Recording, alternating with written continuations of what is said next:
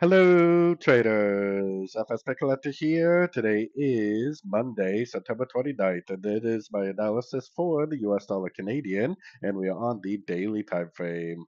So on the daily time frame, I think this is still some sort of a WXY, definitely a very overlapping pattern.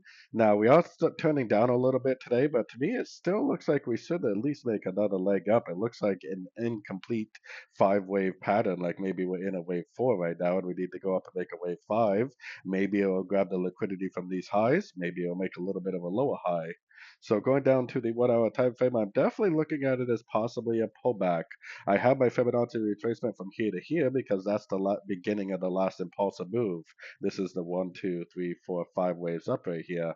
So if this move down is just a pullback to this last five waves up, then likely it will break to the upside at a Fibonacci retracement level. And if it does break to the upside at a Fibonacci retracement level, which it obviously hasn't done yet, then I definitely would take it as a long because of the higher daily time frame telling us that it is definitely still in an uptrend that may not be over yet. So anyways, don't forget to check out my website linked over here in the corner. And as always, thank you for watching and happy trading.